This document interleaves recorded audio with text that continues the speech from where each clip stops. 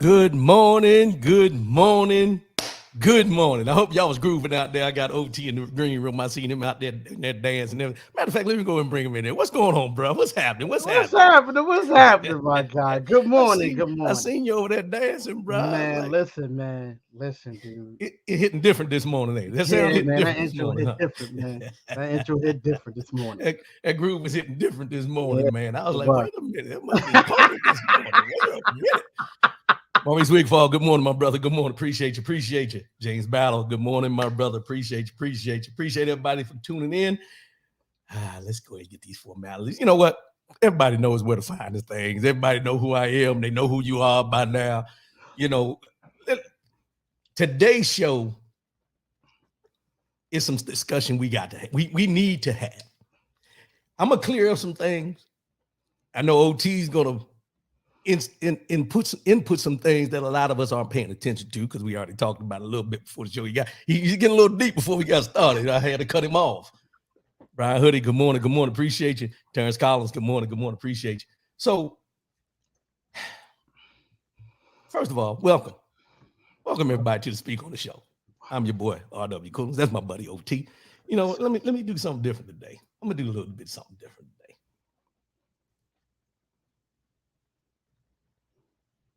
I'm trying to see. Hold on. Trying to see if it shows up. I'm gonna take the banner down. I'm putting our names up today.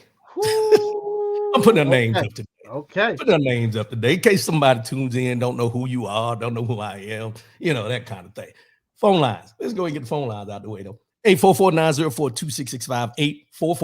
844-904-2665. No matter what the situation is, let your voice be heard. Always ask, say what you mean what you say. Call in. We come in as friends. We leave as family. That's what we do here on the Speak on the Show. So today's conversation may cause some call-ins. Hopefully, we get some interaction.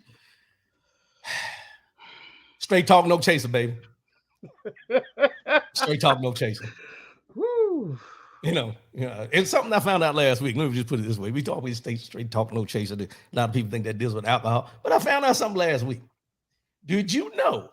And I'm a drinker, but I'm not a drinker. But when you order a drink, say a shot of something, right? And you tell them no ice, do you know that's called naked? I didn't know that. Wow. Look, when I order my drinks, I order the drink. I don't order to be cute. I order the drink. Let's just be real about it, okay? Let's just be real about it. But I found that out last week. So let's go ahead and transition into this, man. I'm going to just put it up there. Affirmative action.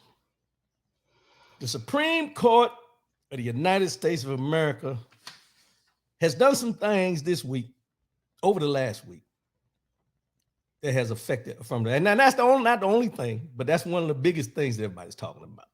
You had Supreme Court stopped student loan forgiveness. Yeah. They stopped. They allow a Christian business owner in Denver, Colorado, I think it is, to refuse to create same-sex marriage websites, which affects the LGBTQ community, but it can bleed into other things, which me and OT are going to get into. The main thing about the affirmative action deals with the Students for Fair Admissions Incorporated versus University of North Carolina and Harvard. Yes. As far as admission, prohibit race from being considered in college admissions. Also, they upheld that North Carolina's higher court was not out of line to strike down the state's 2022 congressional map. That's that redlining and all that kind of stuff. And then they also, United States versus Texas, they allowed Texas and Louisiana to challenge the Department of Homeland Security's immigration enforcement guidance. So all these things happened within the last week with the Supreme Court, because, you know, they get ready to go on vacation, you know, out of session, whatever. I think they got one or two other things they got to discuss or whatever. But the main one everybody's talking about is what I have on the screen here is affirmative action. And this case was brought by an Asian who said that Asians were being discriminated against about admissions into school and that the affirmative action was holding them back from being admitted. And they felt that they were getting the grades, they had the prerequisites to get in, and they were still being denied. And they blamed it all on affirmative action. Cat. Yeah. So let me say this before we get into this, because I'm gonna be jumping around because I got all kinds of stuff wrote down. I got all kinds of stuff wrote down. So here's the thing. One of the biggest things I want people to start with, and we're going to concentrate on someone that looks like us when we talk about this mainly, because he looks like us. Let's just be real. Yeah. And that's Clarence Thomas. And a lot of people have a problem with Clarence Thomas and his views and everything, and that's fine. I understand that. You know, the name calling and, you know, when I put that thing, I just had, oh, here we go. The name calling and different things like that. But I want to start off with this. Just remember that Clarence Thomas is only one of the 9 Supreme Court justices. Yep. One of the 9. Yep. He is one vote. Mm-hmm. But when we talk about affirmative action, everybody wants to hold Clarence Thomas accountable for the overturning or the what the ruling came out with this.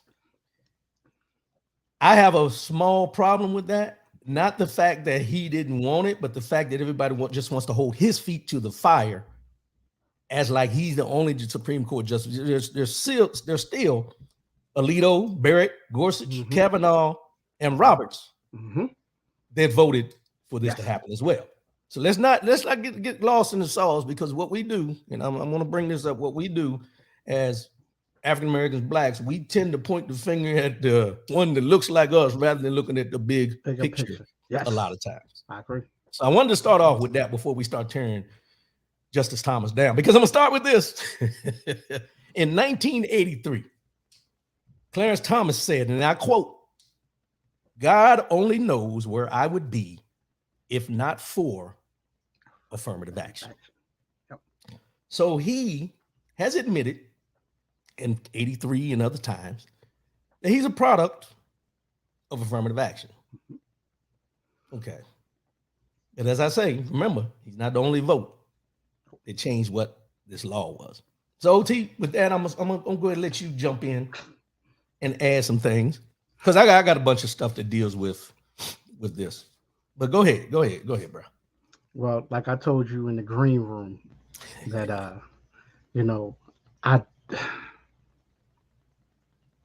I'm upset, right, with this, because we just opened up the floodgates that this is going to go way beyond just college. It's going to start going into corporate America. It's going to start, which is already in corporate America, but it's going to start going into corporate America. It's going to start going to anything, jobs, stores, businesses, etc.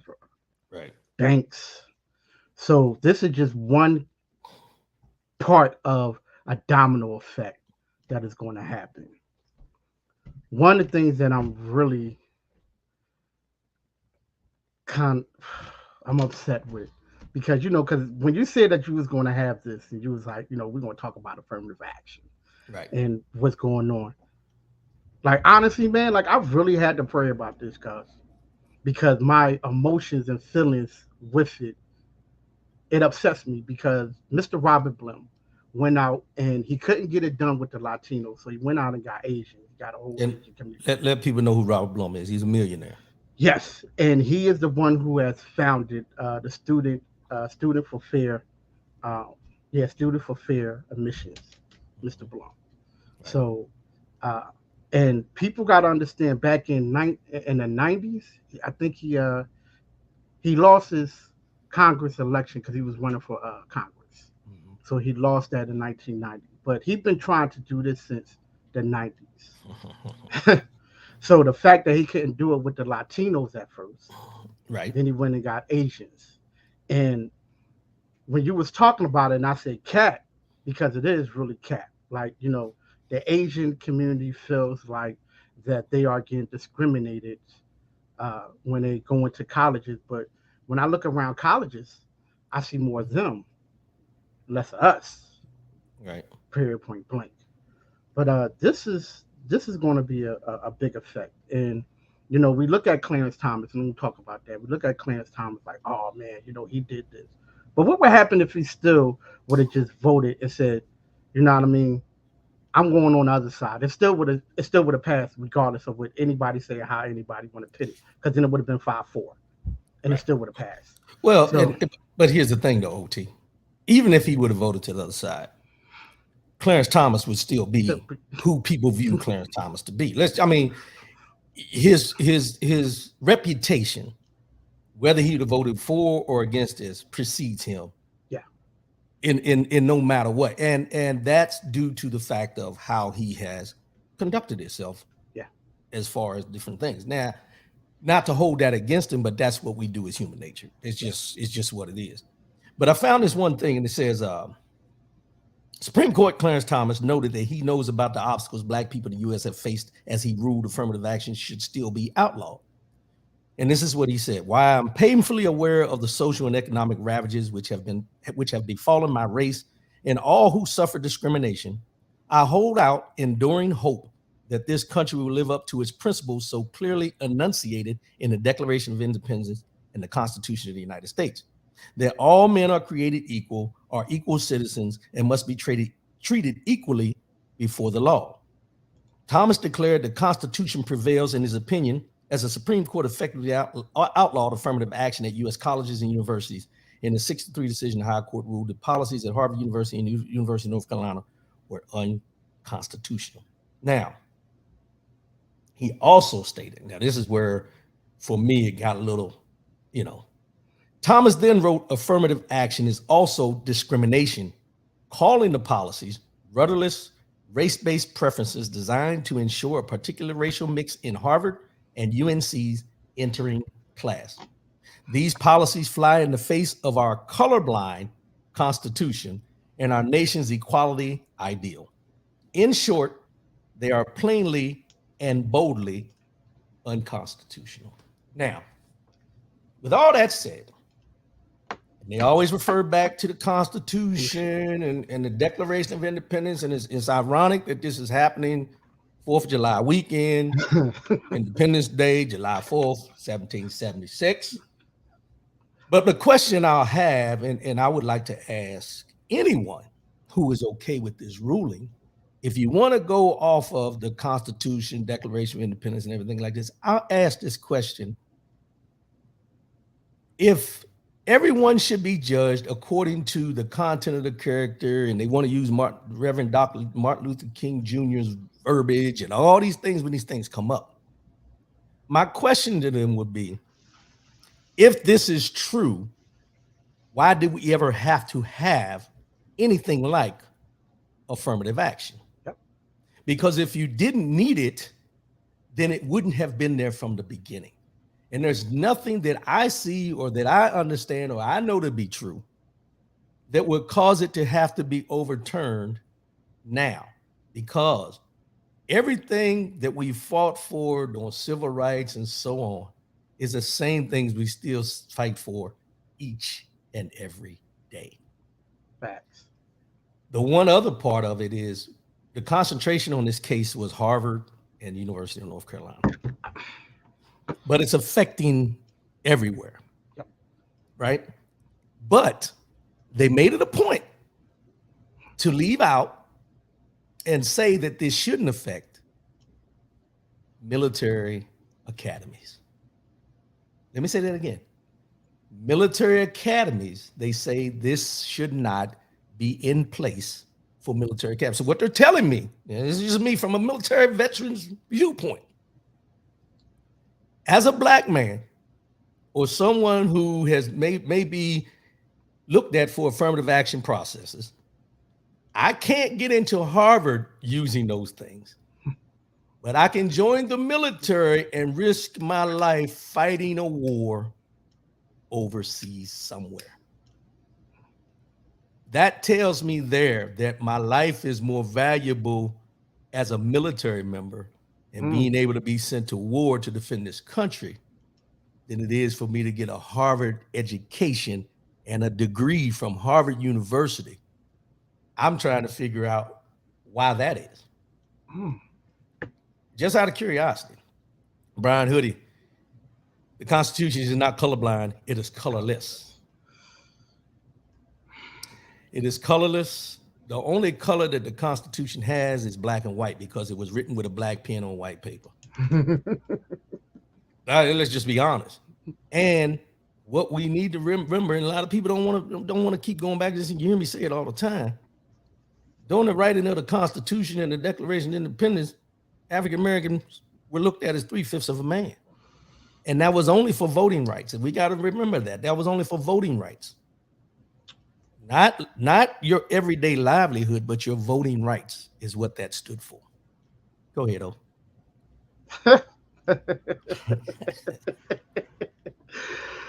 Man, I mean, you just said a lot because you just said that really got me a little bit more upset that they value more if you go fight a war than getting a Harvard education. Now that's my interpretation. But if you look at what when they That's- brought up what how they it doing. affect the military academies, this is what they said. But so see, go ahead. My problem is, they only concentrate on Harvard and the University of North Carolina. Right. That's what those were the suits that came down, right? That was the school. And when you concentrate on just those two schools that was in, the bill, they're not looking at the overall, because it's hard to get in Harvard. Let me just go ahead and just say that. Like, listen, I ain't getting into Harvard. You know what I mean? I'm not an A student with, my GPA 4.0. I didn't got a 1600 on the SATs. You know what I mean? I know I'm not getting in there.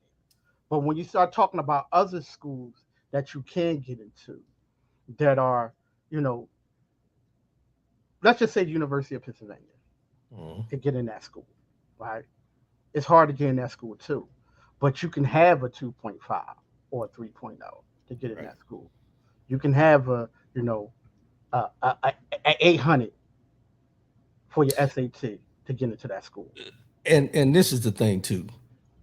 And I don't want to lose this thought. That's why I jumped in. Yeah, definitely jumped in. People need to remember that anybody that was admitted into Harvard, North Carolina, Yale, any of these institutions that are considered high prestige places, they still had to meet a certain curriculum level. Yes. To be able to be admitted. Affirmative action just gave them and said, okay, they still had to meet the criteria. However, you still have to look at them in the same manner you would look at other students and not dissuade them from coming here or deny them from coming here because of their race. Now, with the Asian population that we're talking about, they brought these lawsuits. My question would be, Okay. How many other institutions other than Harvard and North Carolina have Asians been denied entry into, in spite of the fact, because we hear it all the time, that they did meet the criteria, they just didn't get accepted to that university. So they went to another university. Mm-hmm. You know, now I'm understanding, and I never understood it until this came down. But I never understood when they would talk about college, they say PWI. You know what PWI is, right? Oh, PWI. PWI, predominantly white institutions. When you label schools in that manner, predominantly white institutions, historically black colleges and universities, HBCUs, Mm-hmm. you've already separated Mm-hmm. from the beginning. Before anything is done, you've already had some type of segregation Mm-hmm. in the college education system. Yeah. Because people forget at one time we weren't allowed to enter into PWIs, which is why I'm assuming that name came about. Mm-hmm. So let me read something that Clarence Thomas's first boss said about him. Mm. Hold on a minute, because I think Battle just stole my thunder, so I'm gonna hold off on that. Like Battle always does. Why is it legacy admissions treated the same way? Those admissions are the same as affirmative action. I am glad you brought that Brought that up. because here's what Wow. I found this article by a guy named Michael Harriot. It's on the I don't know if a lot of y'all read the Grio, Grio, the Grio, but it's news catered and kind of steered towards the black opinion on what's going on in mainstream media, what's going on in the world. The Grio, look it up. The stories are written by black editors, opinions, all that is on there. Just like mainstream media, yeah, black Grio. I go to all these just to get my opinions. But here's the thing. Can you pick that up though? Yeah, Can you yeah. put that whole name up for people can You actually want to get put it? it in the put it in the comment? Yeah. You know I ain't got my keyboard up here, man. I got to reach, but that's fine. I always move it because I don't want to hit no buttons. But anyway, so as Battle just mentioned, Michael Harriot put in here, and I just pulled this part out. He said, before you begin your think piece, which is telling people who are going to write these things, the Supreme Court did not strike down affirmative action. Admission preferences for legacies, donors, employee families, and special recommendations are still allowed. The court struck down affirmative action for everyone except white people. Mm. Do I need to read that again? Yeah, because you know what? Michelle Obama talked about that too when she had a clipping when she was like, so that's not, you know, uh, for the interest groups, the alumni, the people who have money, have donated money to certain colleges and stuff like that. Their kids can still get in regardless of the Exactly. criteria, anything else. Or Exactly. if you could pick up a football, basketball, and stuff like that, you can still enter. So yeah, yeah, Yeah. yeah. And that's the thing is, when they say affirmative action, that's why I say we as a people need to step back for a minute and look at the whole scope of what this does Mm-hmm. and who it affects and everything like that. You got feedback in your mic? Or is it Nah, me? I ain't got no Sound feedback. like something's going on. Something running over there. No, I ain't got nothing running I over don't know here. what it is. I don't know. Okay, we good then. Okay, Sound like that's feedback. Let's see. hold on Hold though. up, hold up, Hold hold on. up.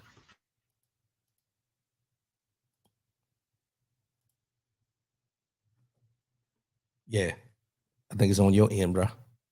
All right, fire on my Yeah, end. All right. something in the background. Okay, but we good. We good. So there it is. It's gone. Oh, you just took it off. So here's the other part. This was his first boss, his political mentor, John Danforth. And this is what he said. When Thomas did finally get a job, however, it was at least in part because of his race. That's what his political mentor, John Danforth, who was then the Attorney General of Missouri, told me. My ambition was that the Attorney General's office was to be the best law office in the state. Did I also think that it was important to have a diverse office? Yes, I did, said Danforth, who later became a U.S. Senator. And did I think that it was important that it would be wonderful to hire Clarence Thomas for that reason? Yes.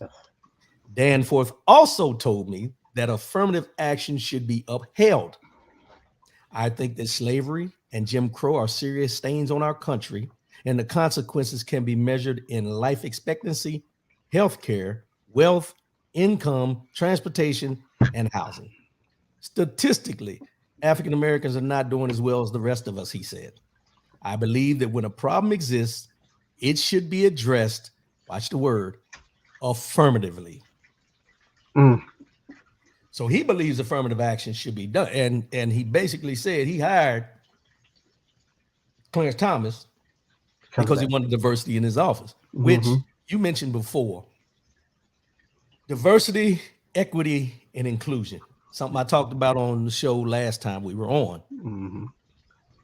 That is something that is being erased leading up to what we're dealing with right now. Now, I don't want to push off and just concentrate on the affirmative action part, because there's a lot of rulings that they made this week that are going to cause shockwaves through a lot of different communities, a lot of different things. Because let's go to the allowing a Christian business owner to refuse to create same-sex marriage websites. Now, this is a business. He's running a business, and he didn't want to do a website, or she didn't want to do, whoever it was, for a same-sex marriage couple. But this is what I found interesting, because, I was doing some reading on that to find out more information, and that's the basics of it. But this is what I seen. The Colorado web designer, who wanted to refuse LGBTQ customers and just won her case at the Supreme Court, had claimed in court filings that a man inquired about her services for his same-sex marriage. But the man says he never reached out to Lori Smith. The web designer, who argued that the Supreme Court that she shouldn't be forced to create same-sex wedding websites because of her religious objections. In fact, the man says he's straight and married to a woman. So the man that they used in this case, where she said that this man, and this is what it said. Let me just read a little bit more. The man was identified as Stewart in court filings, and as someone who requested graphic designs for invitation and other materials for a same-sex wedding with his fiance, Mike. CNN contacted Stewart through information in the court filings, is how they were able to track him down. He asked for his last name, which is not in the filing, not to be used. In an interview with CNN Friday, Stewart said that he did not submit a request to the company, 303 Creative, and is a happily married man to a woman of 15 years. Wow. I don't know, Mike, Stewart said. I've never asked anybody to design a website for me, so it's all very strange. I certainly didn't contact her, and whatever the information in that request is fake. Stewart, who previously worked for CNN, said that he is a web designer himself and that it would make zero sense to hire a web designer when I can do that for myself. Stewart said he was unaware of his information being a part of the court record until he was contacted by the media outlets, the New Republic on Wednesday. And this is, he also mentioned, it is concerning that nobody connected with this case over the last 6 years. Now, mind you, it's been in the courts for 6 years. Over the last 6 years, has ever thought to call me, email me, text me, or try and corroborate the communication in any way. He said, adding, I don't necessarily think that would be a tipping point in this case at all, but at the very least, a case of this magnitude should be corroborated, should be fact-checked along the way. Whether Lori received a legitimate request or whether someone lied to her is irrelevant. No one should have to wait to be punished by the government to challenge an unjust law. Do your research first. That ruling will lead to more discrimination. What if someone's religion doesn't believe in interracial marriage? That's where I was going. Thank you very much, Battle. Because here's what's going to happen. And this is something that after I read all this, and they said because of her religious beliefs, she was not going to do the website for a same-sex marriage. But as Battle just mentioned, what about interracial marriages? What about just being a black couple wanting to ask a cake designer to design your wedding cake. Let's take it away from weddings. Let's just go into everyday businesses of what you may need or what you may need for something or where you might win. Because I want you to think about this. They based this off of a lawsuit against same-sex marriage, right? Mhm. But if you go back through history and look at the where we were and where we've come to, this is just a cover for what they truly want to do, in my opinion. Because if we look through history, we may be a little bit, my generation, maybe young enough to remember, but there were certain stores that we could not go in to buy groceries or buy anything the necessities that you need to survive. We could not go in these stores. You still see today that they'll have signs on the doors, no children under 18 years old, no more than 2 at a time in the store, leave your backpacks at the door and all these type things. So we're getting into this where the Supreme Court has allowed this. And as Battle said, this is going to lead to more discrimination because now store owners, shop owners, business managers, people that may not own a store, but are the managers of those stores and everything, are going to feel that they have license to pick and choose who they serve when they come to their business, the place of business. It's coming. So I want people to understand when we talk about these rulings, we're not just talking about the fact of what was done today. We're talking about the long-term effects that these things are going to have.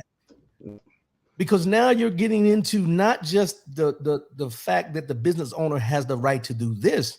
Now you're getting into the point of you're denying my right, as the Constitution says, as the Declaration, my right to be able to go here, to do this. The freedoms that they all talk about, that we always talk about, we always hear about, are being infringed upon by these rulings that are being put down.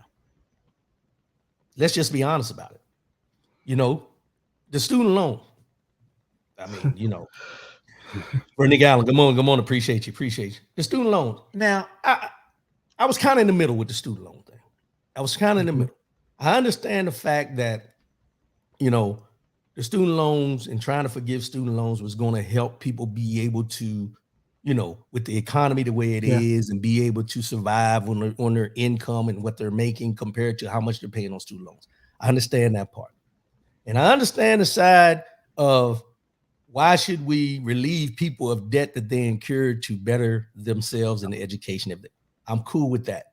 Where I have a problem is with the people who want to argue and say, well, maybe you shouldn't have went to college, or why should we take on this debt because, you want to get rid of your debt and all this kind of stuff. But nobody had a problem when Donald Trump did that tax for all the wealthy people that we're paying for. Nobody had a problem with that.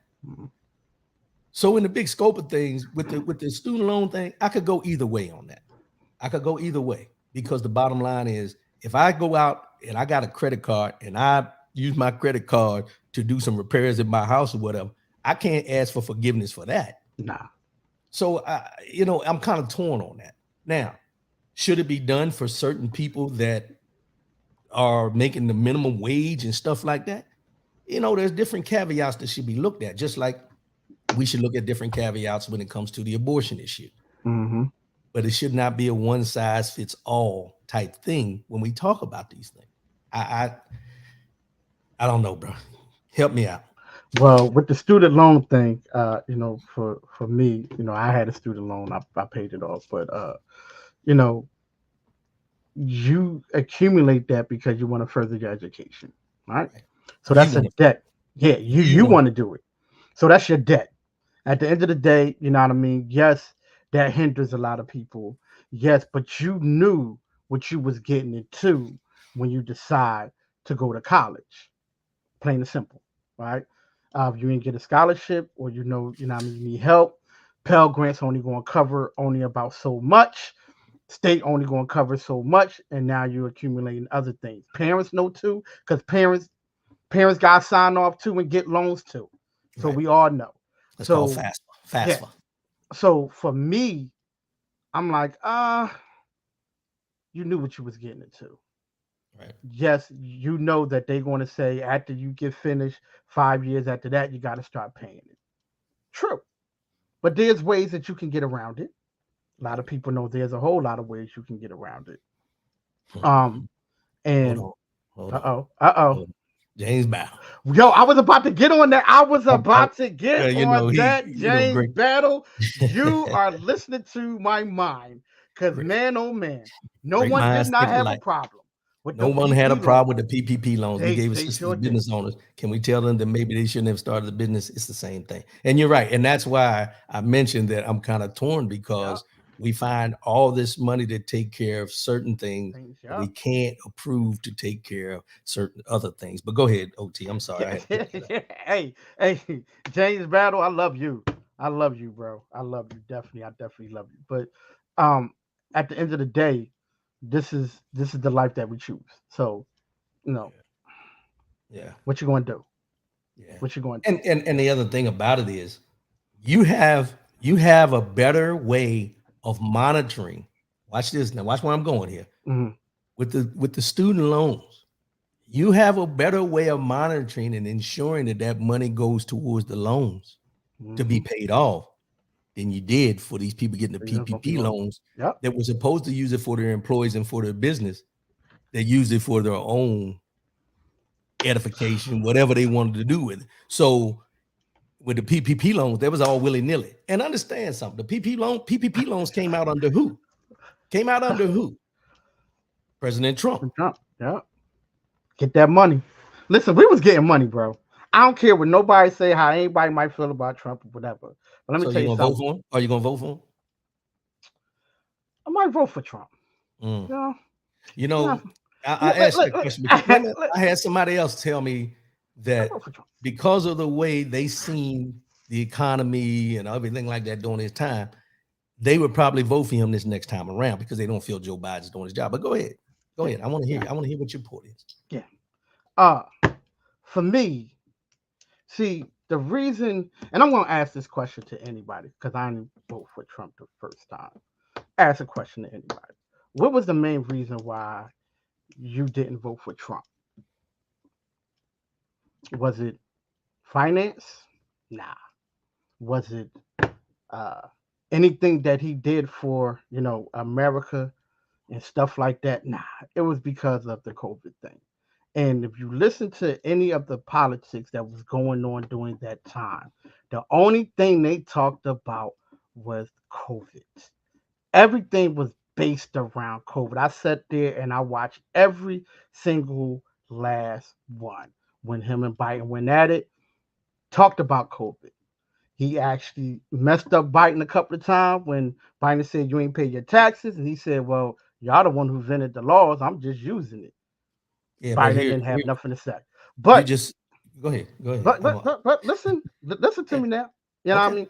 You cannot take away the business aspect of things that was happening. You cannot take that away. It wasn't about, and I had to take a deep look at this right here.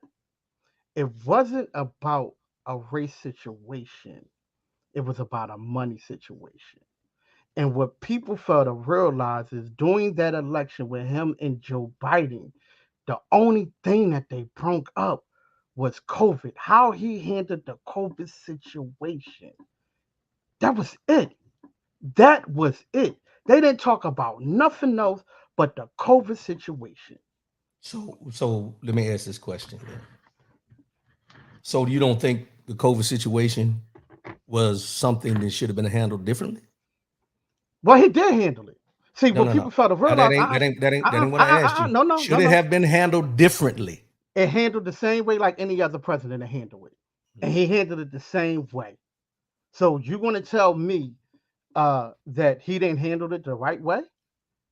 He didn't? Well, but no, because I'm Okay. and I don't want to go down this rabbit hole, but I'm gonna say this. Yeah, because we're about to go down this rabbit You hole. have you have situations that happen in the United States of America where things have to be handled, Hmm. right?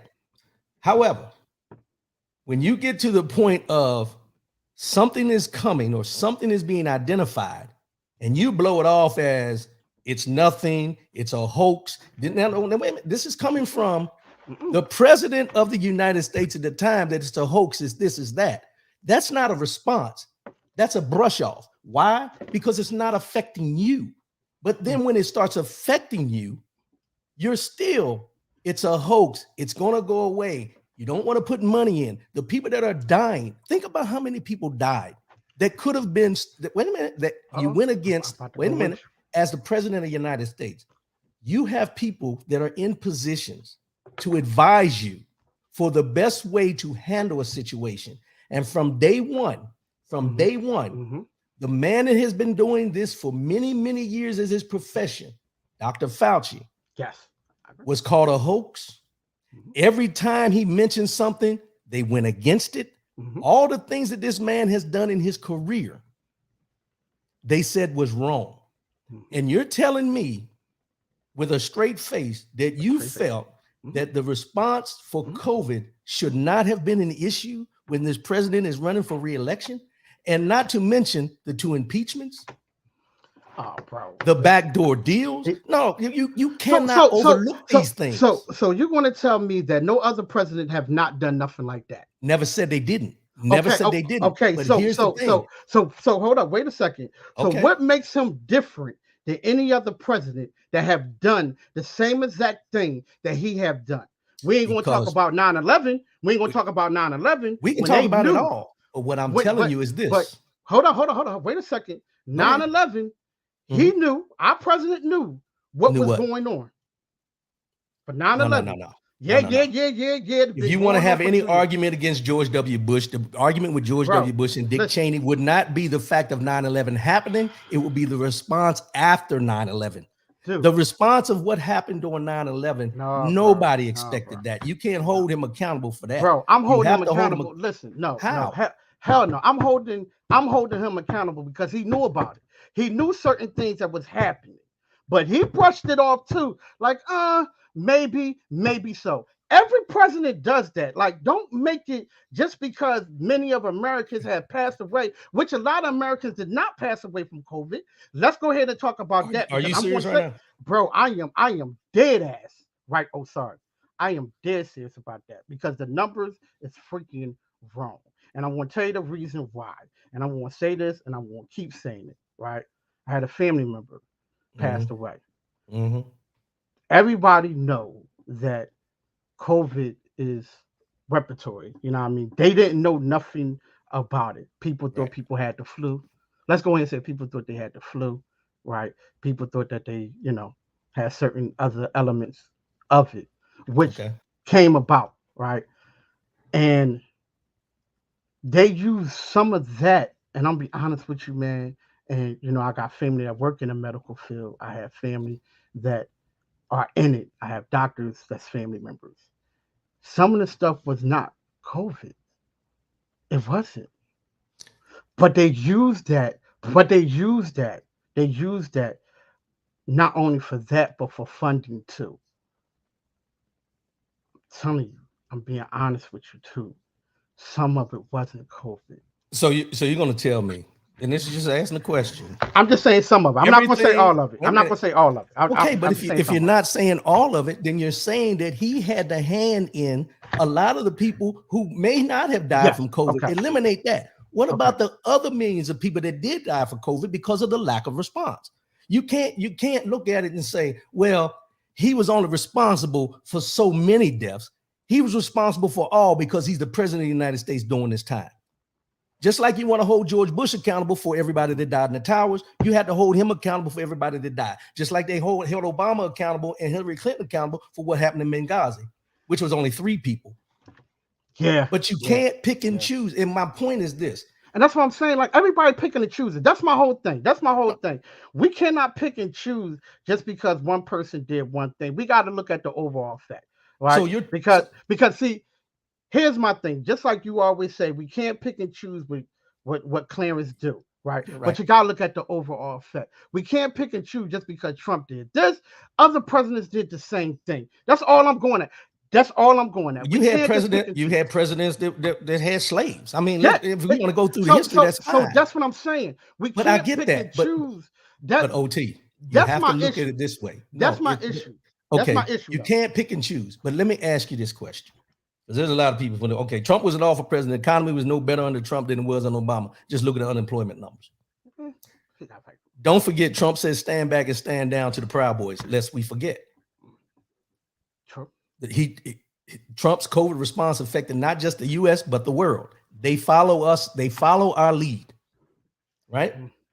Big Al, I'm steaming over here. I know you are. I know you are. So let me ask this question, and I'll phrase it in this manner. Because don't get me wrong, I would never tell anybody who to vote for. That's not what I do. But what I do is try to put it out there so you get an understanding on both sides. Because you got some people that are pro-Trump, you got some people that are anti-Trump. I am pro-America. Yes. I'm pro-America. And what is the best interest of America as a whole? And I'm going to tell you why I say that. Mm-hmm. You can talk about what all the other presidents may have done, this, that, and another, right? We can talk about all that. But at the same time, when are we going to get to the point where we stop electing people because somebody else did it, rather than on the principles of what they knew they shouldn't have done? We have to stop somewhere. Yeah. While we're giving President Trump, former President Trump, the benefit of the doubt of he didn't do this, or the economy was good, or this was good. If we look at the things that he's done that has affected people as a whole, let's look at where race relations are due to the president of the United States and his verbiage. Let's look at the fact that the Supreme Court is able to do what they're doing right now because he decided to put these people in there knowing that this was their intent before they went in. When you sit in front of the Congress and the Senate for confirmation and they ask you about Roe versus Wade, and you say out of your mouth that confirmation, it is settled law. Mm-hmm. And then 2 years later, you overturn Roe versus Wade. Mm-hmm. You have to not only look at the people that were put in that position, but you also have to look at the people that put them there. Mm-hmm. And he was the one that put the Supreme Court in the position to do what they did right now. Those are the things. You can take the wars out. You can take the COVID out. You can take what is going to affect me on a daily basis? What is going to affect my children's children on a daily basis? These Supreme Court rulings, these justices that are being overturned as far as the rights, voting rights. We can go down the list of different things that have been changed. I can agree with time. you. I can agree. So my question is, when people say they want to vote Trump back in and Biden is this and Biden ain't that, one thing I want to tell you is this, and I'll say this to anybody that wants to listen. You may not agree with Joe Biden with the crime bill that he signed off on way back in the day and everything. But when do we get to the point where we allow people to change over time? Because we expect people to allow us to change, but we won't give other people the benefit of the time of change. And the other part I'll bring up is this. When we talk about Joe Biden is a career politician. Joe Biden has been doing this for over 30 to 40 years. Do you not think that when you look at who you got running against each other, if you're going in to have surgery, let's just break it down in simple terms. If you're going in to have surgery, are you going to go with the doctor that got 35 years of doing it, or you going to go with the doctor that's only been doing it for maybe a year or two? Because my thing is this: if I may get the one with the year or two of benefit of the doubt, but when I'm looking for my welfare and what's best interest for me, I'm going with the one that's got the experience. Yeah. And that's where people voted out and went against Hillary Clinton for the simple fact of who she was, rather than what her experience was, which is why, and I seen this on Roland Martin yesterday. Roland Martin said it best.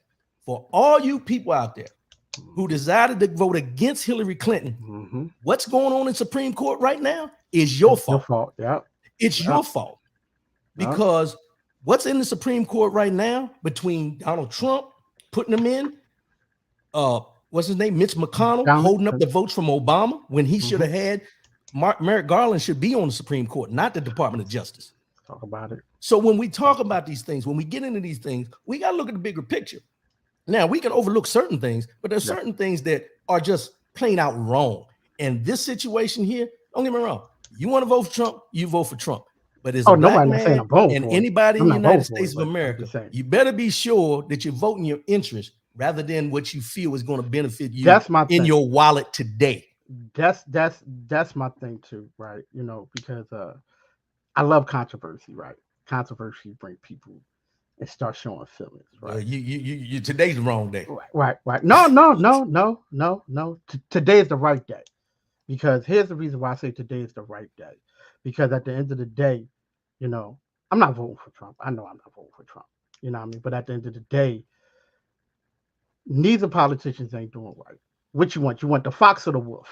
As my man Malcolm said, you want the fox or the wolf. And that's what politicians is.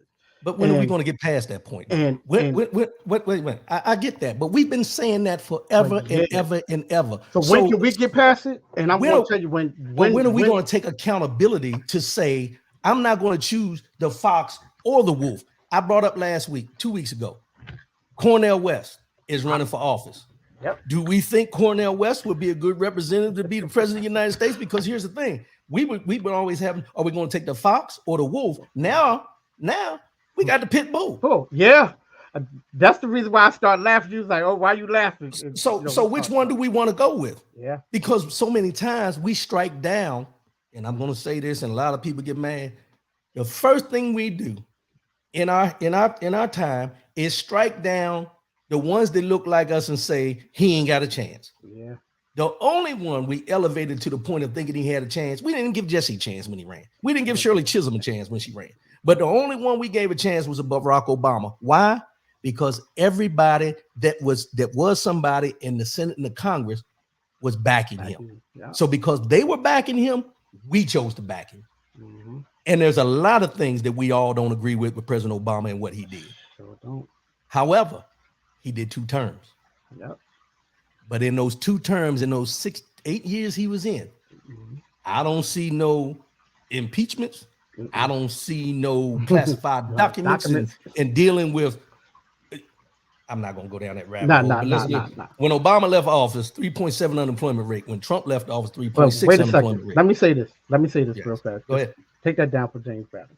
Remember how we used to always talk, and we still talk, and says they always throwing something out there, right, to redirect what is going on.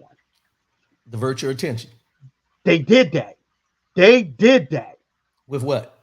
With the impeachment, the Trump thing, and then the stuff that's going on now. They did that because think about this. If you do a lot of research and you do a lot of things, and I love you for that. Because you talk about things that are going on, then it comes to pass 6 months later, and now everybody's talking, right, about it. But you already done talked about it. You talked about this, I think about 9 months ago. You talked about this affirmative action that was going on and stuff like that. If we don't have people like you, and I'm be honest, if we don't have people like you that talk about these things, we wouldn't even have known anything about it until it's too late. So they throw things out there to distract you about the bigger picture of what's going on. This is the bigger picture of what's going on, how this is going to affect us, not only right now, but in the long run. Well, the other part is this. People are paying attention to the affirmative action ruling and the creative LLC for the website thing with the LGBTQ community and everything like this. But this stuff didn't just happen yesterday. These cases have been in the court system since 2017, 2018. But until it becomes at the visibility that everybody wants to know about, or they feel we should know about, that's when we find out about it. Because, and the thing is, when we talk about politicians, when we talk about the presidents, when we talk about all these different things, the Supreme Court and everything like this, one thing we have to remember, whenever they decide to do something, and I've said this many times and I'll continue to say it, whenever they decide to do something, they always go back to the Constitution and the Declaration of Independence. Yes, they do. And the amendments of the Constitution. They always go back to what the amendments say. The amendments say this and the amendments say that, but never do they put the caveat. We understand and we know that during the time of these writings that we're referring back to, that African Americans, blacks were not considered human beings, let's just be real, in this country. They were slaves at the time when these things were written. So with that being said, let's look at it in a different way of what we know was true then, what we know is true now, and all the things that have gone on in between. But they never do that. They always go back but they never talk about how we got forward. Mhm. So if you and I'll give you a prime example. I was thought about this yesterday. Make America great again. The slogan that Donald Trump uses, make America great again. You have to ask yourself, and I've heard other people say this, I'm not the one that created this, but I've heard many arguments and conversations about this. Give me a time when America was great for everyone, for every citizen, no matter what your color, race, creed, nationality. When was America great for everyone on an even scale? You can't. Okay. And the reason you can't is because America is great for the principles that we recognize, but we're not great when it comes to practicing those principles that are supposed to be recognized. I agree. That's where the problem comes in. And we, as African Americans, need to get to the point where we understand when it comes to elect these officials, we got to hold them accountable for what we want. Just like this Asian student Wow. held these universities accountable, we got to do our thing and stop having these pockets of, look, I mean, let's just be honest. Jesse Jackson's too old. Yeah. Al Sharpton has, and I don't want to say he's sold out, but he's mainstream media now. Yeah. He still has his national action network, but he's still mainstream media now. So his battles are still there, but he's not fighting them with the same vigor he was fighting them before. Right. Because he's in there. He's in that crowd. He's in those movements. Not to take away the fact that he won't speak up, but how much is he speaking up now compared to how he was speaking before? Well, let me say this. When we understand this slogan, right? Because I remember having conversations with my dad, and you know how my dad is, right? Mm-hmm. Very deep into the culture, very deep in revolution for the people. And he used to always ask me this question: are you for your family or are you for your people? And for a long time, I said I was for my family. And I guarantee you, you ask any African American right now, are you for your family or for your people? 98% would say, I am for my family. Now for my people. Because at the end of the day, the people are your family. People who struggle, people who fought in these lines, people who have done things. The reason why we're in this predicament today is because we are thinking about family as just our wives, our daughters, our kids. We are the only race that only think about family. And when I said my people, my dad said, "Welcome to the revolution." Right. And we talked about that. Yeah. And that's real. That is real, man. That is real. And I want people to understand this. You know, when you start talking about your people and the struggles that our people have went through, and you keep on saying people, then you'll get the understanding of where we need to go as a people. Yeah. Period. Because without the people, we wouldn't be here doing the things that we're doing. Let's just be honest. Without the people, we wouldn't be doing these things. That wasn't my family member that was out there, you know, Right. fighting dogs. That wasn't my family members out there that could not sit in these restaurants that were sitting in them fighting for us. That's why we are in the predicament that we are in for today, because we are so narrow minded and we say, nah, dude, this is nothing but for family. But didn't realize that we had people that had helped us through everything that wasn't family. Yeah. Well, we got comfortable. Yes, Let's just be real. yes, And this is something that it says here. Um, let's read Battle's thinking about the yeah, unemployment real quick. When Obama left office, 3.7 unemployment rate. When Trump left office, 3.6 unemployment rate. People thought the economy was good because he said it was good. It's the cult mentality that still exists even after he tried to overthrow the government. I just don't get it. And I'm glad he said it because I'm gonna bring something up. And I don't like to put my personal stuff in here, but I went to an appointment the other day. hmm This is where why I am the way I am. hmm I'll put it that way before I say this, and then you'll understand. So I went to a chiropractor appointment the other day. And when I went in, I checked in and I sat down. There was an older white gentleman that was there waiting for his appointment, going through his phone. There was a receptionist, and then there was another young lady behind the desk. I guess he's been there many times, have his appointments and everything, but he had his phone out. So he was showing them pictures, and he showed him a picture. I couldn't see it because I'm sitting on the other side, but I'm listening, but I'm not, I was ear hustling because something jumped out at me because this is what was said. He says, "Did you see this picture?" And from what I got from the conversation, it was a picture of Michelle Obama with a mustache. He said, "You see the mustache on her, right?" He was like, "Oh, that's," and the one said, one behind the counter says, "Oh, that's Michelle Obama." And he was like, yeah, they say she's a man. This is this older gentleman still talking about Michelle Obama as being a man, which that propaganda was put out there years ago. Obama's been out of office for almost 8 years now. Yep. So he says that to the one receptionist back. She didn't kind of push back. But then the other receptionist in the back spoke up and said, "Oh, that's just wrong. I think Michelle Obama is beautiful. She carries herself in a very well manner, and I think she's a beautiful woman. Why would somebody do that?"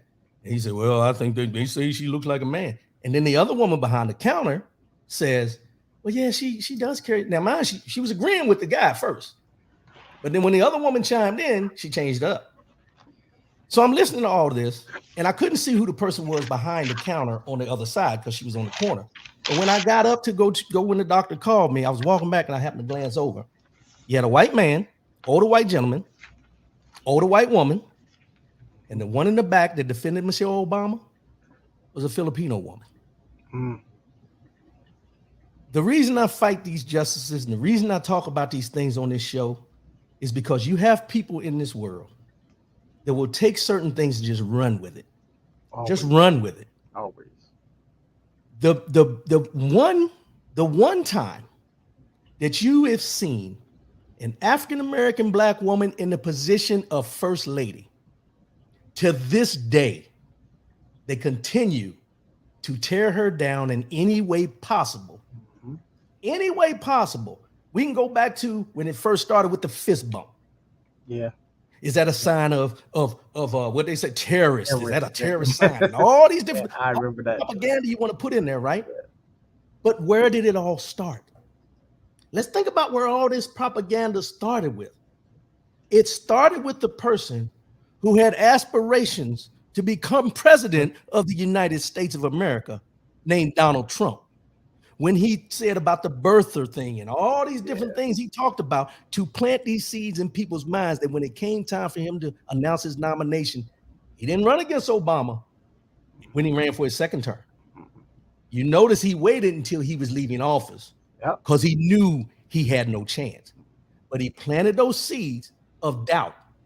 And with those seeds of doubt, it bled over into who? Hillary Clinton. Yeah.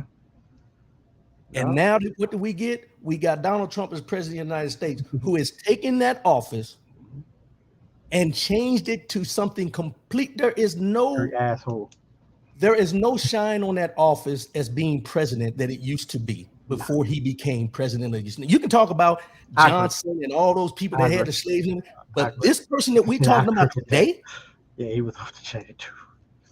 Has done more damage to that position than any president in this United States of America. And I say that because, as I mentioned, the race relations in this country have always been teetering. Always been. He pushed it over to the other side. He put more of a lean on it. White supremacy has always been prevalent. Always. But not at this level that it's at now. Now, maybe we just didn't know about it. We didn't pay attention to it or anything, but it's at a whole different level under this president. So I'm going to transition to this. I know we're going over, but y'all hold on because this is a good one today. Supreme Court ruling on affirmative action could extend beyond college admissions. Republicans are strategically working to dismantle not only affirmative action, but also diversity, equity, and inclusion. But they started diversity, equity, and inclusion when they started telling you couldn't teach CRT at the college level, when they took out the fact of books off shelves and told the history, when they started eliminating diversity, equity, and inclusion positions in certain parts of the government to ensure that equal opportunity is being practiced. Mm-hmm. And then now you have the Supreme Court ruling that two college institutions cannot use affirmative action to admit people into their universities. If people aren't seeing the roadmap to where this is going, they're not paying attention. The other part is the gerrymandering. The gerrymandering. There's one case that also came up. United States versus Texas allowed Texas and Louisiana to challenge the Department of Homeland Security's immigration enforcement guidance. Also, Moore versus Harper uphold that North Carolina's high court was not out of line to strike down the state's 2022 congressional map. They struck down the map because it was geared to only elect white people into those positions. These are the things that people aren't paying attention to. We've gotten complacent with what we're supposed to be doing. We got our houses, we got our jobs. We may be making the six figures that our mothers and our fathers and everybody wasn't making. But you know what we're not doing? We're not keeping our eye on the prize. Yes. We are not keeping our eye on the prize. And the prize has always been what? Equality. Equality. Huh? Equality. And that's the problem, where we feel from a visual standpoint that we're equal, but we're not. The equality is still at a minimum, and it's case by case, but it's all across any institution, any system, and anything we do on a daily basis.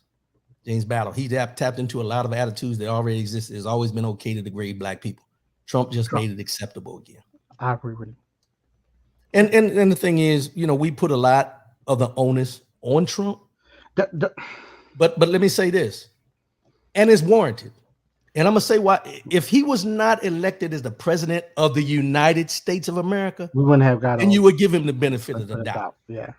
But as the president of the United States of America, you can't pick and choose who, what, when, where, and why that you're going to take care of, defend, or any of that. Mm-hmm. It's supposed to be, as the Constitution says, we the people, or Declaration of Independence, whichever one it says. We the people.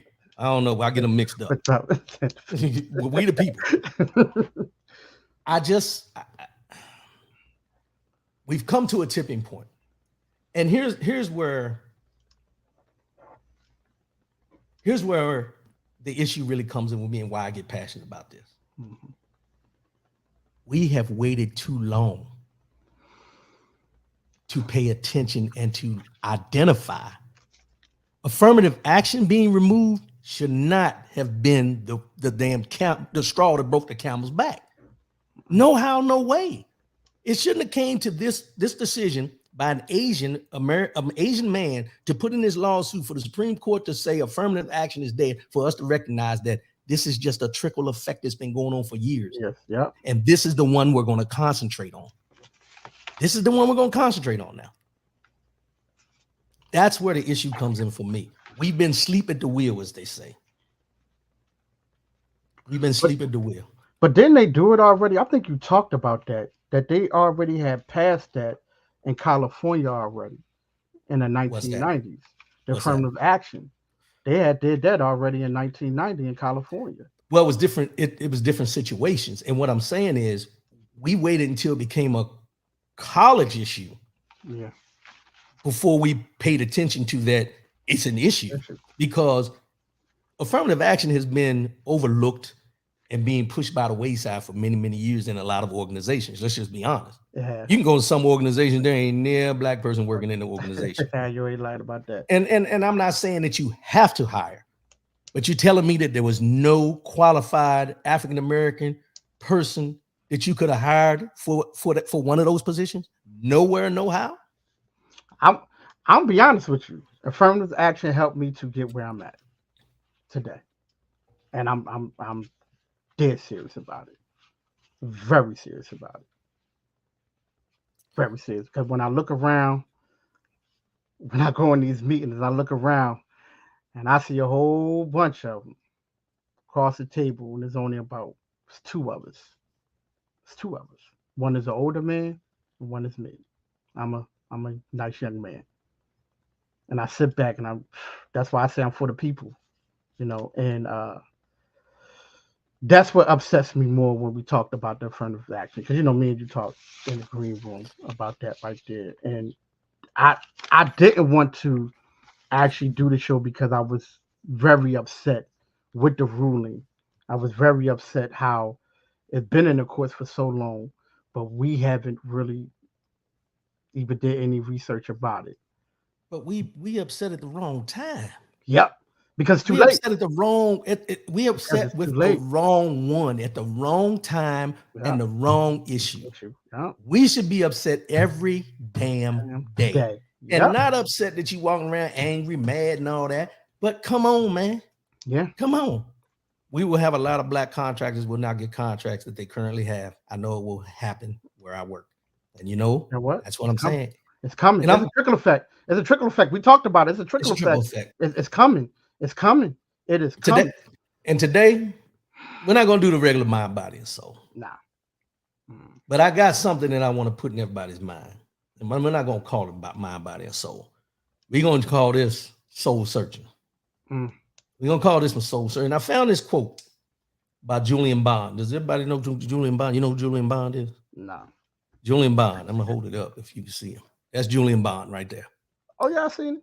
Julian Bond. He was in NAACP at one time and everything like that. See, this is where we fall short because we don't know who these people are. But anyway, that's why we got you. That's why we got you. That's why we got you. I try my best, bro. But I found this quote, and this is what it says. And this is by Julian Bond. And it's relevant to what we've been talking about today. The civil rights movement didn't begin in Montgomery, and it didn't end in the 1960s. It continues on to this very minute. Facts. I'm going to read that again because I want everybody to hear that. The civil rights movement didn't begin in Montgomery and it didn't end in the 1960s. It continues on to this very minute. And it goes along with what we've been talking about today. And I'll put it in these terms, bro. We have fallen asleep at the wheel. Yes. We have fallen asleep at the wheel. And when I say we've fallen asleep at the wheel, I don't mean that literally, I mean it figuratively. I mean it across the board in everything that everyone before us and ourselves have been fighting for up to this day. Well, let me ask you a question. Let me go ahead. just ask. Why? Why do you think that? We've gotten comfortable because here's the thing. There's this pseudo mentality or this pseudo thought that we're where we're supposed to be. That because we're in a couple boardrooms here, or because a couple of us got a sign that says director on our office door, or a couple of us may, be able to play sports a lot. I'm gonna break it down like this. We got a whole bunch of players on football fields, basketball courts, baseball fields, not baseball as much anymore, but all these athletes are out here running around. But you have no African-American NFL owner.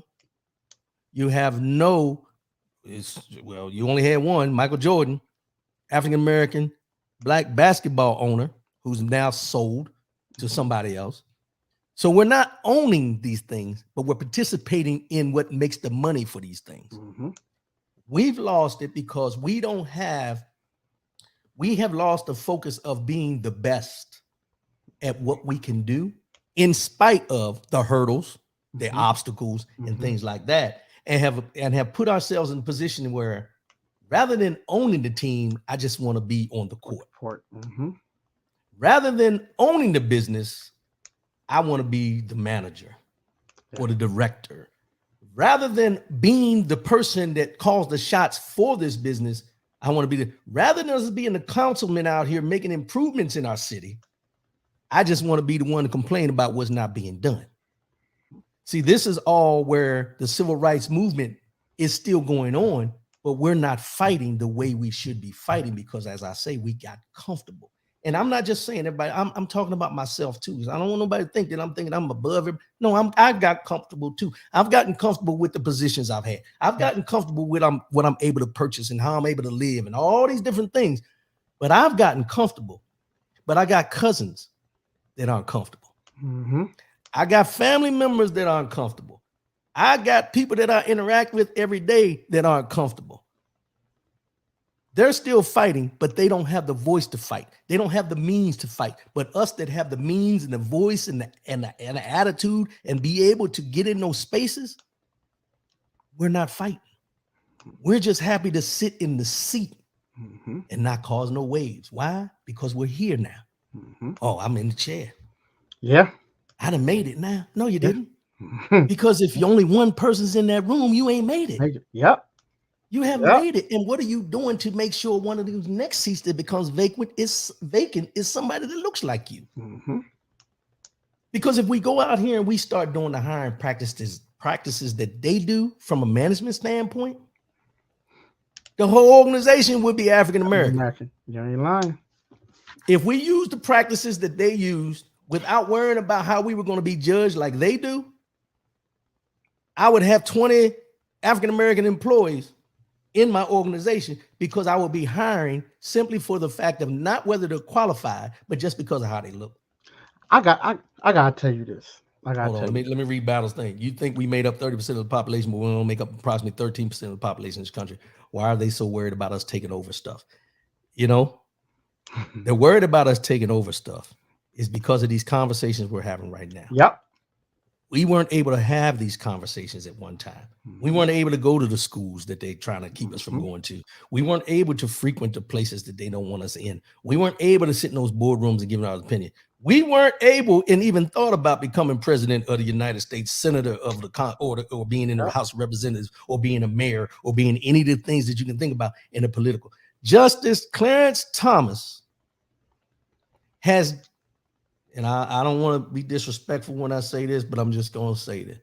Justice Clarence Thomas and the position he has taken as a Supreme Court justice has shit on everything that Thurgood Marshall stood for. Facts. Everything that anybody who fought for civil rights allowed him to sit in that chair. He has, and y'all excuse my language today, but I'm going to say it. He has shit on every single one of them. Not literally, but by his actions. Yes. Let's just be honest about it. Yes. Yep.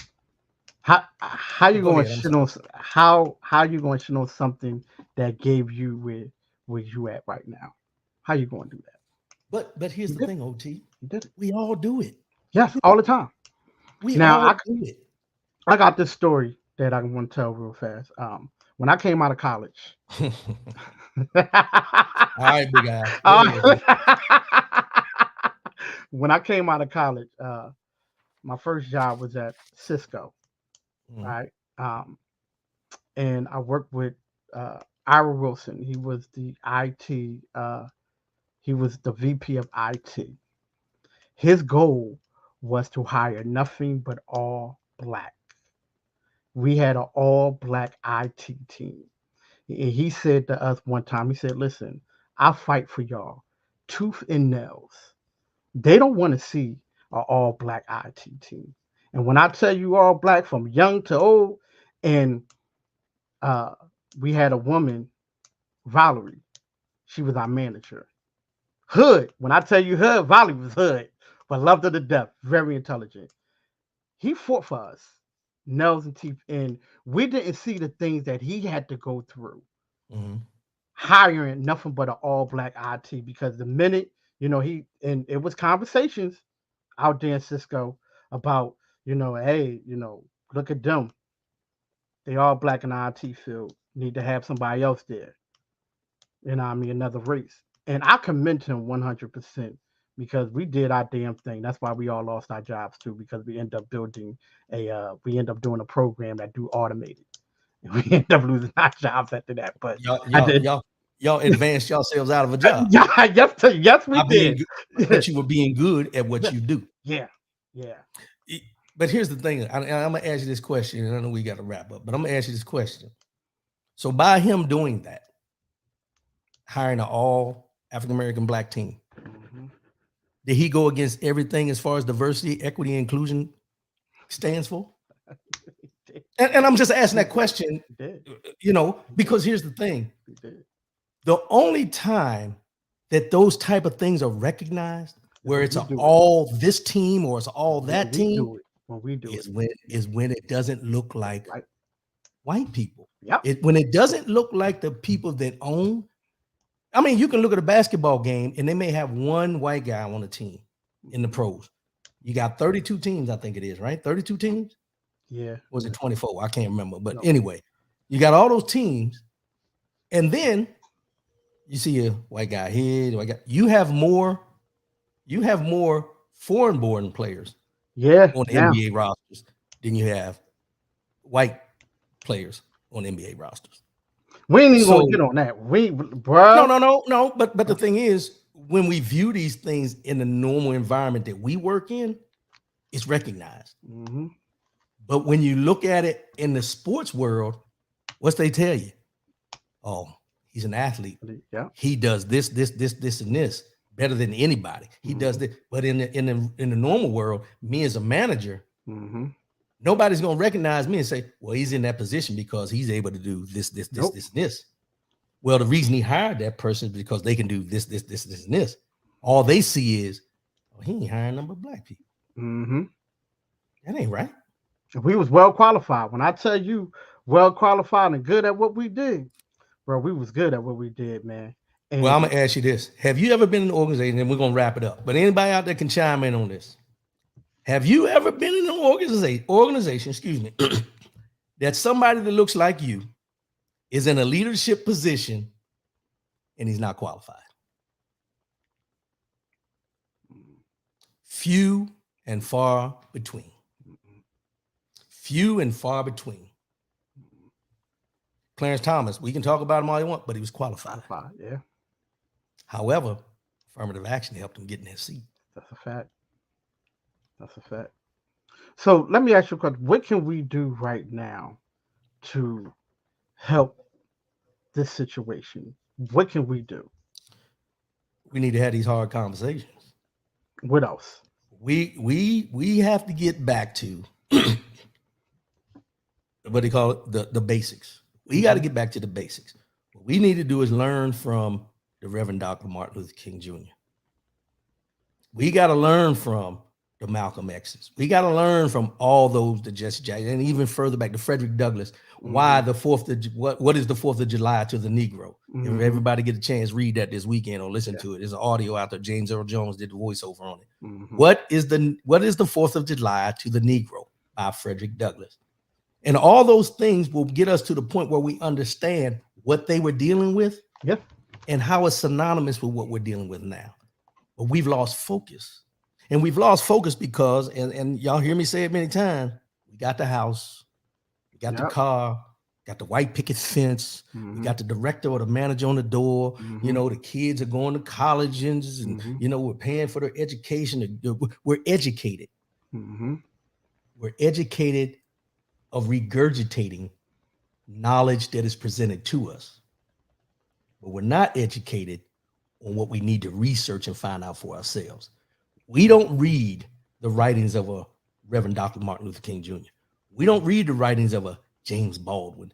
We read the instructional manuals that they give us to get a passing grade in college.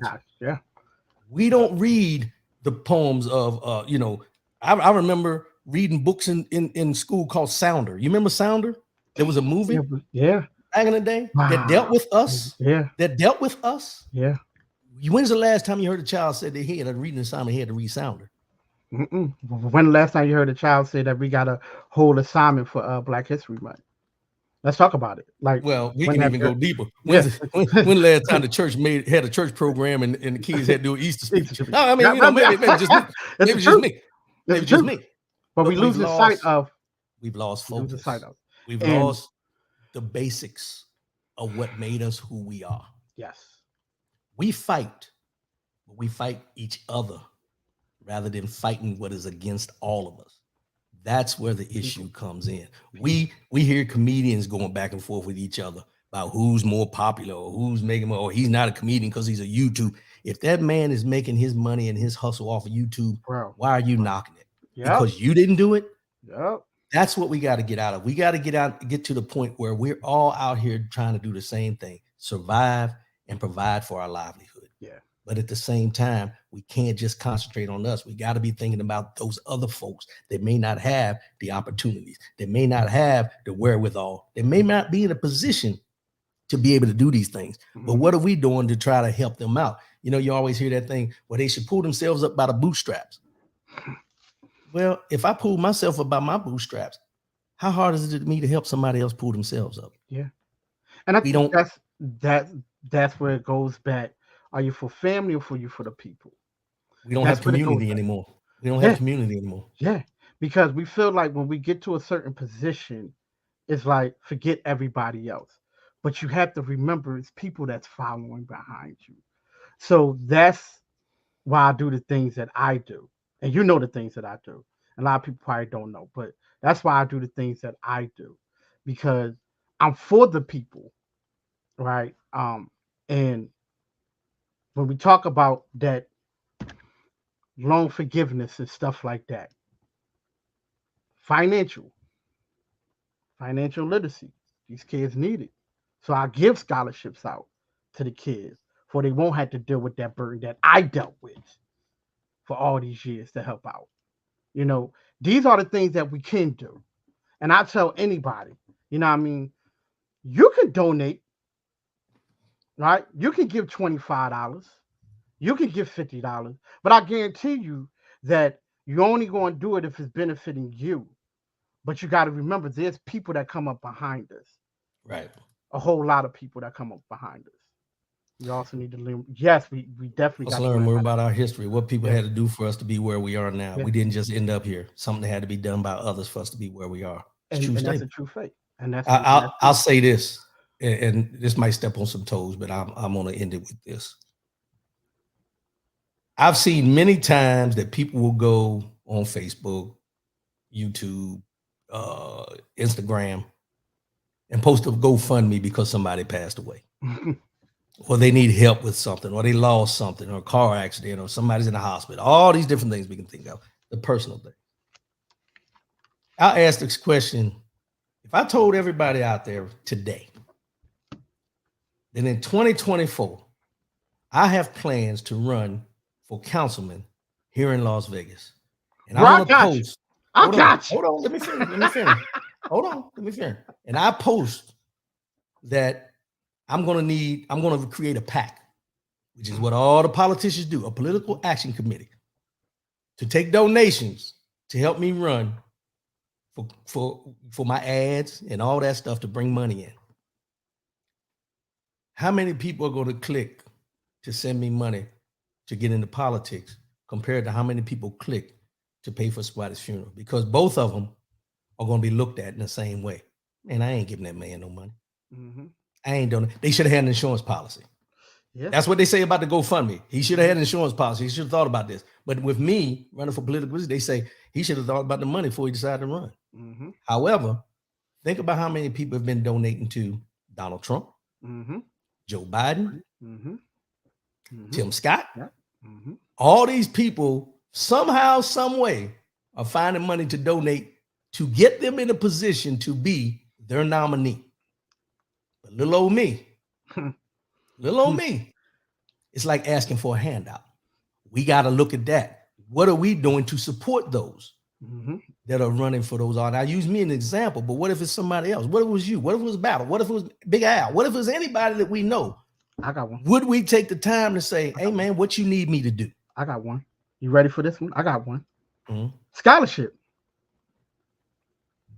Yep. To help out kids. You know what's funny?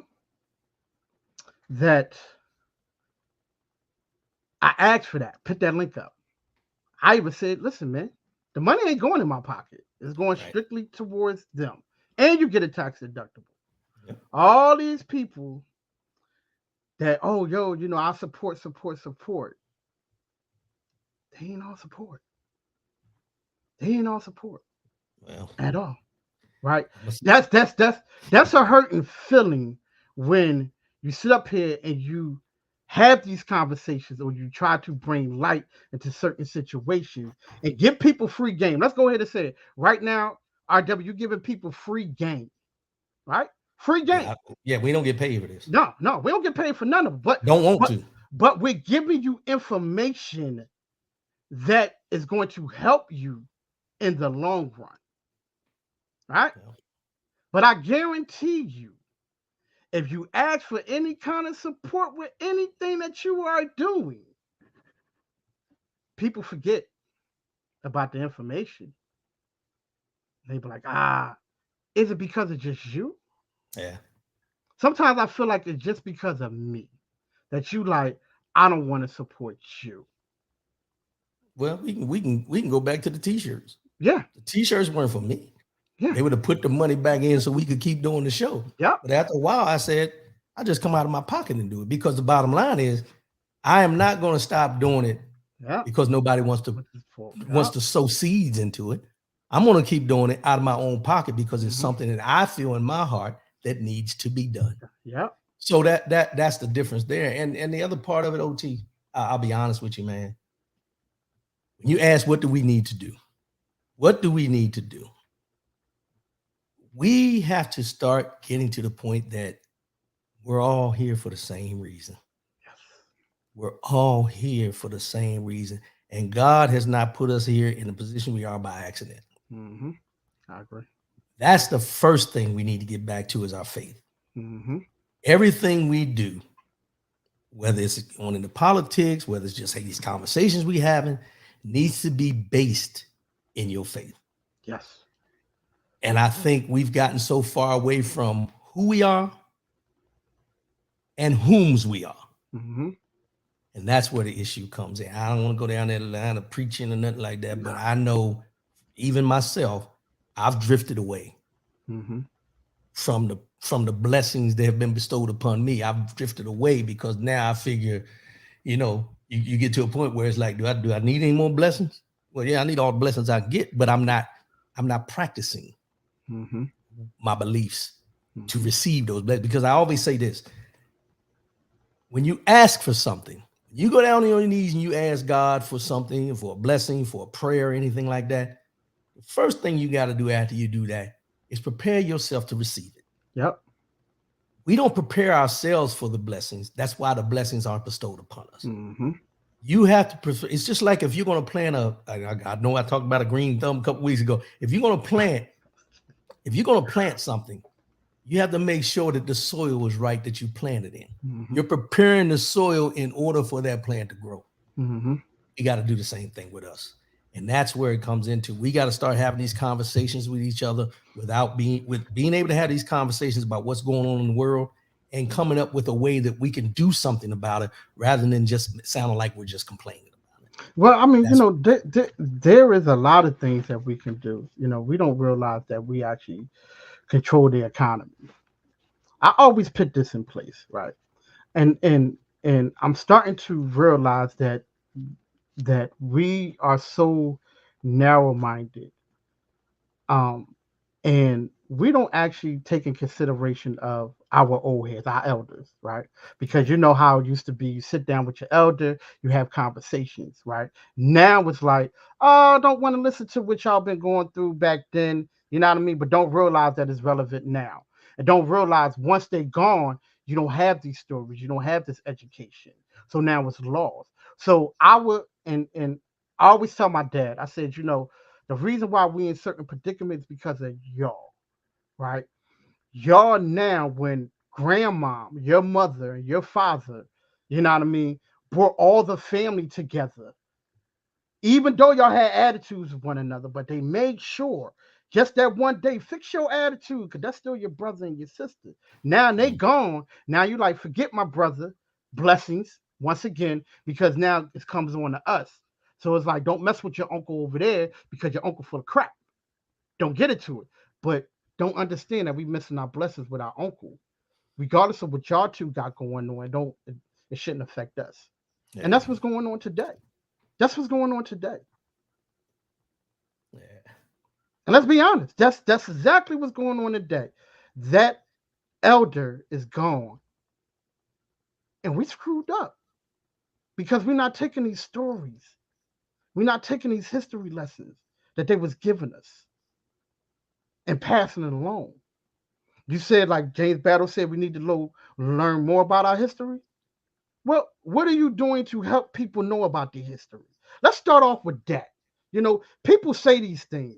What are you doing at your house to help people learn about history? What are you doing to help other people to learn about our history? What are Well, you doing? we're all guilty of this. We're all guilty of that. So, so, so let's But start we off get with that. mad. We get mad because they're taking the books off the shelves, but we don't even have it on the shelves in our house. Talk about it.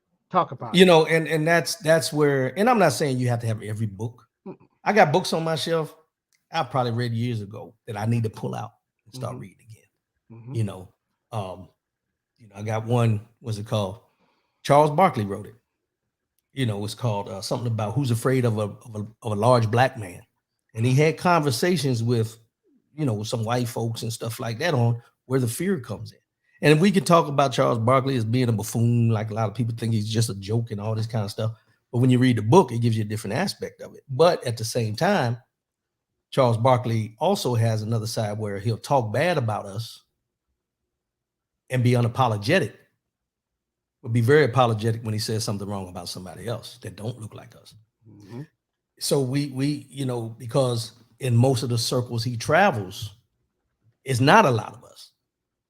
And that's one of the things I think that we got to get better at. We got to stop being chameleons. Yes.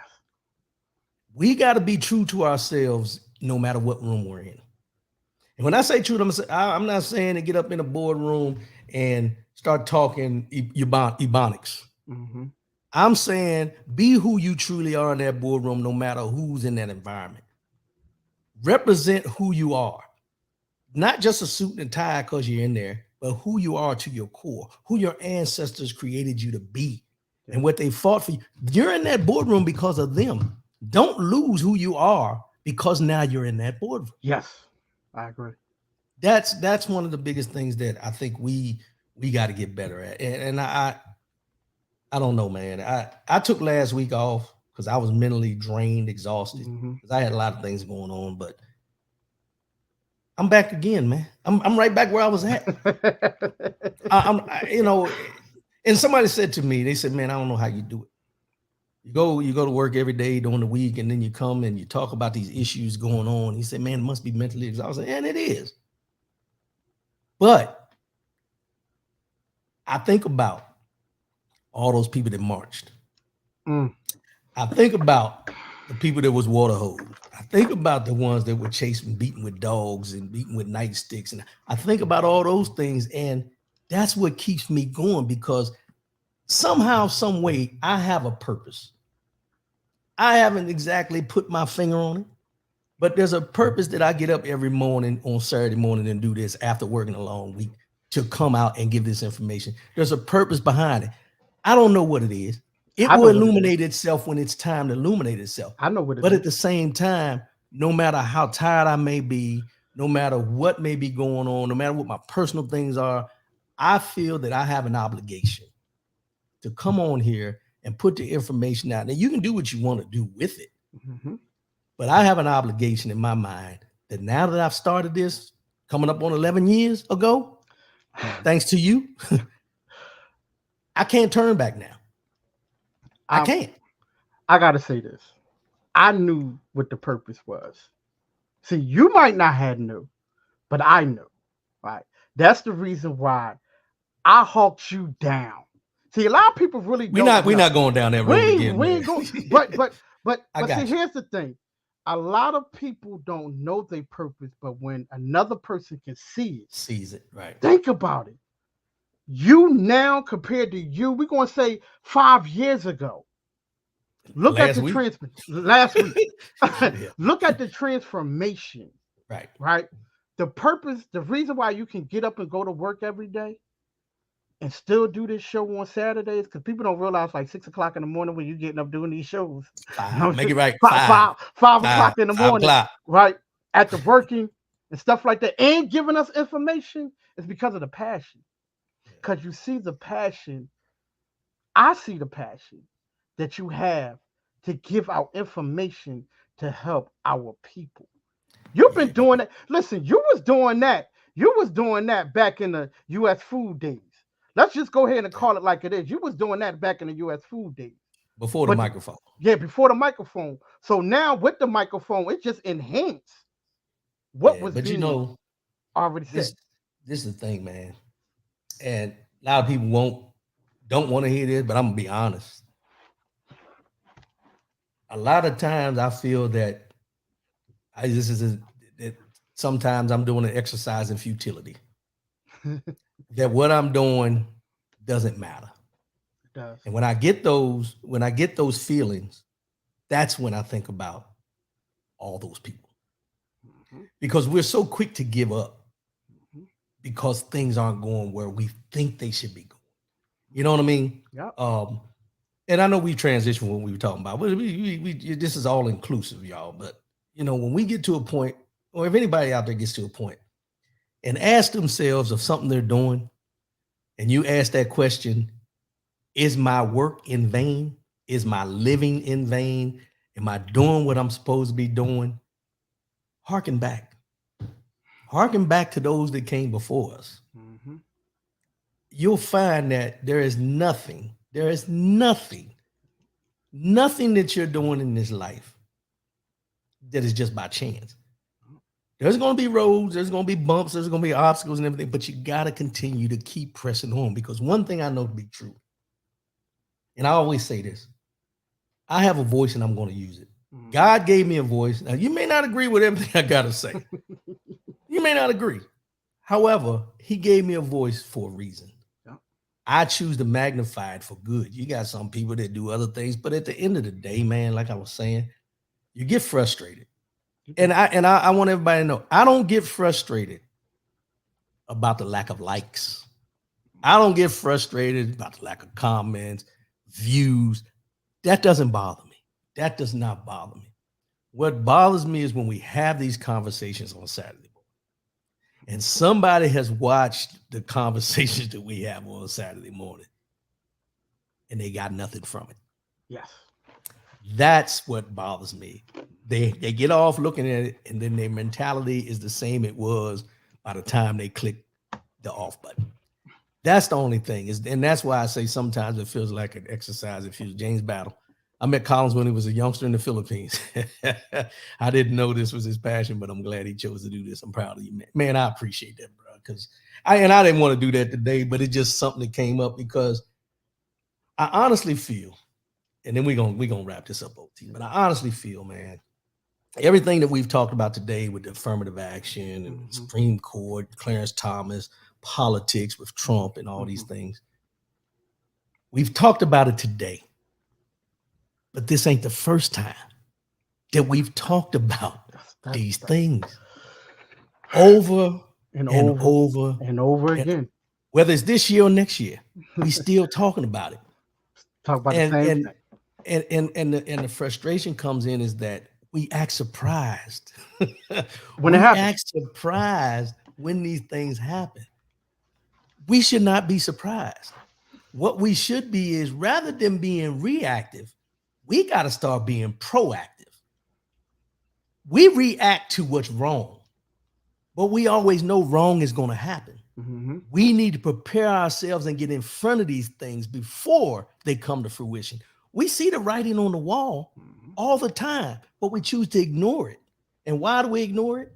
Because it's not affecting me right now. Mm-hmm. That's the frustrating part, is we can talk about these things just like with the voting. We told people about the voting when Donald Trump was running, and people didn't want to vote for Hillary Clinton because they felt this way about Hillary. Personal opinions. Yep. Not whether she could do the job. Yeah. Yeah. Not whether she could do the job. And people voted for Donald Trump for the simple fact they felt that if he could talk the way he talks, why can't I? That's who I want in there. They went against everything they knew about what a person that sits in the presidency of the United States is supposed to stand for, and is supposed to stand for and do for everyone in this country, and went with him because he was bombastic, he was separational, racist, whatever you want to call it, arrogant, all the things you want to put in there as a label. He fit the bill. And most of the people that Mhm. voted for him because they wish they could do, say, Same. and Yep. be who he portrayed. It's that simple. It's that simple. And now we're there again. But let's ask this question again. We've seen it before. We've seen it before. Right. Right. So. But now the difference is, here's the difference. We've seen this play before Mhm. when he ran the first time. Mhm. And the only difference he's running this time and the way he's running, Bro. he's not before he ran as a savior. Yeah. Now This he went time he's running as a victim. victim. Yep. He's running as a Yep. victim. And that's where the difference comes in. He went from savior to victim. And in this victim mentality that he's using to try to get these people to stay on his side goes against everything that we know is right and wrong. Everything he's done is wrong, Mhm. but he's making it seem that it was right. Right. Yep. And Yeah. people are siding with him with the understanding that they're doing him wrong because they don't like him. Everything he did wrong had nothing to do with him on a personal level. It had to do with the checks, the balances, the legal system, and anything else that we're all held accountable to on a daily basis. And that's what they're going with. If any of them were to do that, they know they would be held accountable. But with him, It's they different. give him the benefit of the No doubt. doubt. Different. So he's a victim now. They've been after him since he ran the first time. Man, they was after him before that. That's But that's all these things that are coming up, yeah. all these things that he's being charged with, other Yeah. than the insurrection and Yeah. the documents, all, the E. Jean Carroll, the rape, Mhm. assault, and all those different things that we can talk about. All those things were things he should have been charged with years and years ago. Yep. And I the agree. reason he wasn't charged was because he had the money. Yep. But money can't get you out of federal convictions, state convictions in the manner that what he's being charged with now. That's the only difference. The chickens have come home to roost. Well, I'm about to tell you this, and I'm going to end this one right here. Reparations, I don't want to get in there. We'll talk about that another time. bro. We'll do that on the barbershop talk. Bro, I'm going out to Africa, my guy. I'm sorry, Africa. You Here going? I come. Africa, here I come. I don't want to talk about that Yeah. because I've been looking at a couple places. But anyway, hey, I appreciate everybody for tuning in today. I know we went over. We have Iron 47 in. I got an appointment I got to get to. But look, Me too. pay attention, y'all. That's all I ask is pay attention, get involved somehow, some way at the local level, because what we talked about today and what we've seen happening is going to continue to snowball. It's Well, I going to gotta say continue to this before we snowball. go though. I gotta thank you, right? Because Come on, bro. no, seriously, man. Because I don't think a lot of people really understand the magnitude that the things that you do, and you've been talking about this. You've been talking about this for the last 8 months. If y'all don't believe it, y'all need to go back. Go back 8 months ago. You've been talking about this over and over and over and over again. And now it's coming to pass. It was already there. So I got to thank you for bringing certain things to light, talking about it, still continue on dealing with the struggles that we are having, still dealing with the politics, but you bring into things in like Roland Martin not even doing half of the stuff that you're doing. I'm just going to call it like it is. I'm going to call I'm going to call it like it is, but I'm just going to say it. Different programs that people watch is not even doing the things that you are doing. Telling us about things that are happening in laws, telling us the things that are happening in states, telling us the things that are happening outside of America, inside of America, around America. Yeah. I appreciate you. I appreciate it, man. What I want to tell people before we sign off, though, is go and pull up the reactions from other African American Black leaders per se. Tim Scott, Representative Byron Donalds, Representative Wesley Hunt. Pull these people up about the affirmative action and see what they were for it. They were all for it. Now, these are people that probably use affirmative action in their process of getting where they're at. Yep. So and that's why I say everyone everyone jumped on Clarence Thomas about this, Mm-hmm. but Clarence Thomas is only one of 9 Mm-hmm. Supreme Court justices. Yep. Let's keep that in mind, because and this is what I want people to recognize. Not only am I talking about Clarence Thomas and what he had to say, but mainstream media has put Clarence Thomas in the forefront of what he had to say about the affirmative action and it being overruled. But I have seen no statements from Alito. I have seen no statements from Gorsuch. I've seen no statements from Kavanaugh. I've seen none from Coney Barrett. Only one I've seen statements from in the mainstream media is Clarence Thomas, that he agreed with it, and Ketanji Brown Jackson, that she didn't agree with it. Yeah. And they going That's back the and forth. only two. That's the only two that they've recognized. So I want you to recognize that, and I'm guilty of it as well. But I can't talk about what is not written. And they don't have any comments from anybody on the Supreme Court other than those of color. Sotomayor, Justice Sotomayor had a statement. Ketanji Brown Jackson had a statement. Was it Jackson Brown? I can't remember. Jackson Brown. Okay. And Clarence Thomas. Think about that. Let that marinate, and that'll tell you everything you need to know from everything we talked about today. As I always say before I sign off, I appreciate everybody tuning in, man. It was a good one today. I appreciate you, OT. I didn't ruffle a couple of feathers. You dig what I'm saying? But I ruffle a couple of feathers. But you know what? That was a good feather. That was a good feather. Ruffle. Yeah, I ruffled. But I love y'all. I love y'all. I'm not. That wasn't no ruffle. That was a damn tractor trailer coming down a one-way street. But see, I'm going to tell you but I got to say this, right? Mm-hmm. You see the reaction that everybody gave. Oh, yeah. Right? Real fast. I want y'all to keep that energy when it comes down to that same energy. Keep that same energy when it comes down to your people doing what we are doing today. Are you one of the problems? Because your reaction, and I did that on purpose. Like I told you, controversy is everything. You was like, oh, you should never did it now. But no, I did it on purpose because I want to see how your reaction is for that. Yeah. But your reaction for anything else is different. I always strategize the things I do. You know that. Yeah. That was a good. So I want y'all to keep that same reaction that y'all had.